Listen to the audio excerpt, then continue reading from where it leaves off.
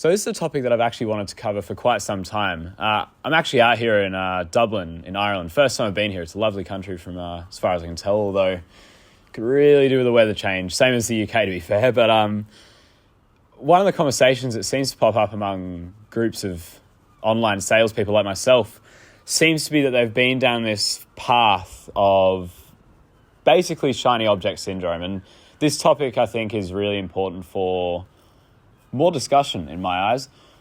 When you're entering the online space, I don't care what it is, you've got all these different business models, all these different propositions, all these different things you could do that are being thrown at you, right?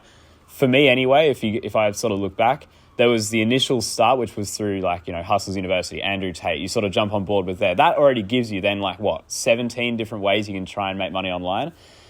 Then if you were anything like me, you realized that wasn't quite it. But then you found out about Iman Gadji and you found out about the agency world, and that sort of led you down a whole different path. And for me anyway, the agency world then led me into online sales because I realized that's what I'm good at and that's what I like doing. But after having lots and lots of conversations with other people that are now in the online high ticket space, and keep in mind, doing really well for themselves, doing really, really incredible stuff considering their, not so distant past where they were maybe doing a little bit less.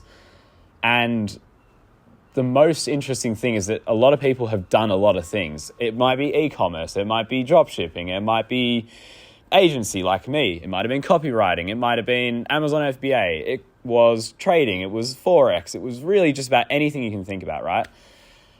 Lots and lots of people have done lots of things. And here's the interesting fact. All those business models and all those things we've just talked about, they all work. There's actually nothing stopping anyone from making those work, right? But one of the interesting things that I've now come to realize is that anybody who's made it in high ticket sales only made it through sheer determination and just the unwillingness to quit. Whether or not they got burnt with other stuff in the past or they saw the actual potential outcomes with high ticket sales, it's shit in any business model when you're starting. Agencies, are really, really tough.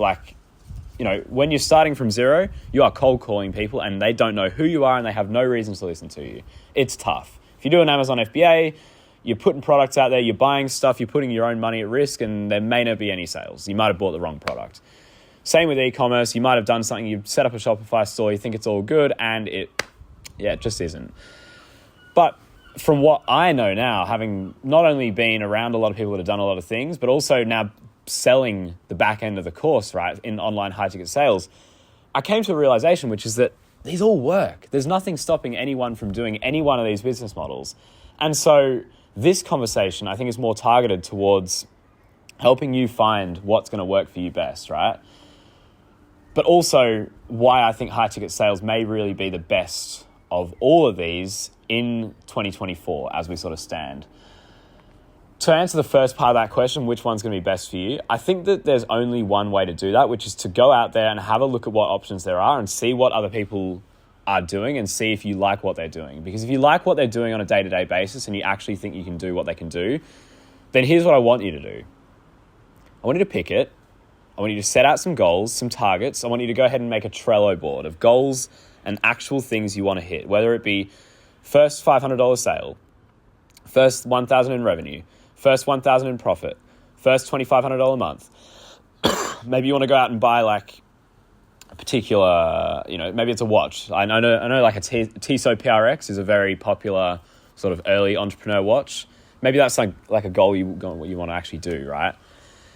Imagine it's in e-commerce. I want you to go ahead and set those actual KPIs for yourself, and I want you to go ahead and do it. And I want you to do it to the point where you've actually made some money and you understand if it's going to be right for you long-term or if you need to pivot into some other niche. Because so many people give up before they even get going, right? I've done it myself. I've got started with something. I've given it like a half-assed attempt, 5 minutes in, and I've gone, nah, this is shit. I'm quitting it.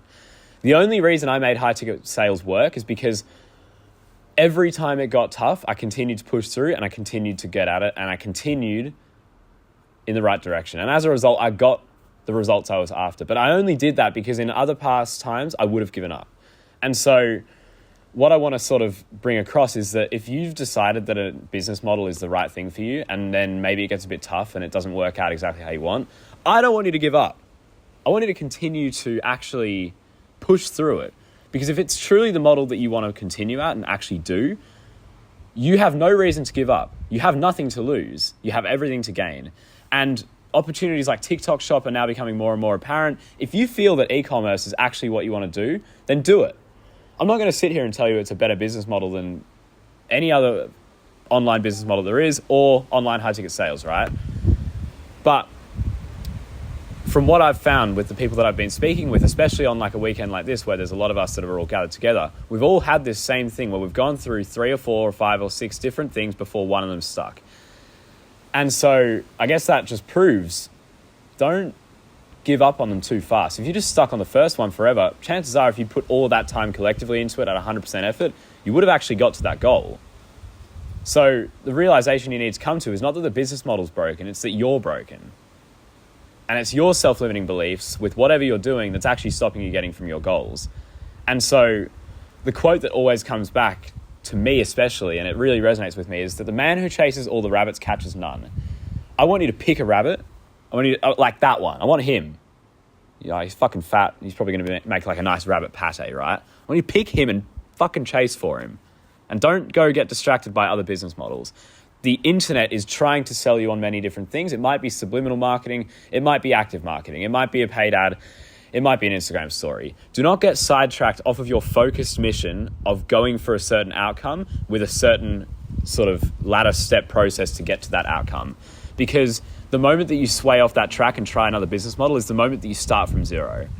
And you can only get from zero to the next level, to the next level, to the next level if you stick at it. And most people don't. And so if you're in this position where you're not sure what you want to do, pick the rabbit and stick at it and then actually pursue it. And you might just find that it's working out for you. And then the second part for that is why I actually stuck at high ticket sales. I don't think most people actually think about the business model they choose when they're first starting out. And that's a big mistake because the business model you choose is essentially telling yourself what you're going to do, well, not necessarily forever, but at least for the next foreseeable future. And if you don't even like what you're doing, why would you bother doing it? Like at least have some passion or at least skill towards what you're doing. At least take some pride in it. But most people don't. And so for me, I was always really, really passionate about speaking to people and actually selling stuff. I did that obviously when I came up through Mercedes. And I knew that that was a skill that I possessed. And so when I decided to stick at it and choose it, I became really good at it. And so instead of me going ahead and choosing e-commerce or something that's a little bit more technical, which I don't actually think I'd be as good at, I chose the thing that I was good at and I made that work. And so if you're the opposite of me and you don't like selling and you don't like speaking to people and you couldn't be fucked talking to some dog about some bullshit course that he needs to buy or some product or something that's going to change his life, good. Don't pursue high ticket sales or online sales or any type of appointment setting or anything like that. You are wasting your time and your potential on something that you know is not right for you. Pick e-commerce, pick trading, pick whatever it is you need to pick, but don't pick the thing that you don't want to do. And if you pick the skill or the niche that you like and you don't like it, okay, fair. You tried it and you didn't like it. But if you tried it and you gave up because you didn't put enough effort in, or you tried it and you gave up because it got a little bit hard, but you actually liked the business model you were going after, don't stop. This is the point that everybody else quits, and it's where you've quit in the past. You must continue to go through it in order to get to that sort of result. And so I guess it all sort of stems back to where we started, which is what's the right model? The answer is there is no correct business model. There is no correct thing I can tell you to do. There is no correct shiny object you can chase. There's only what's actually going to suit you best. And so my advice when struggling with shiny object syndrome is do not quit when it gets hard. It is to continue to push through it, right?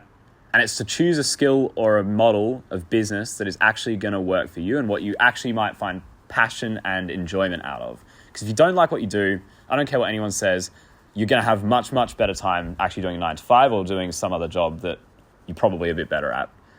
It's miserable doing something you don't want to do. I don't think I've got much more about this rant, actually. This was me just sort of, I had it build up, you know what I mean? Like I was sitting inside, I'm like, this is just shit.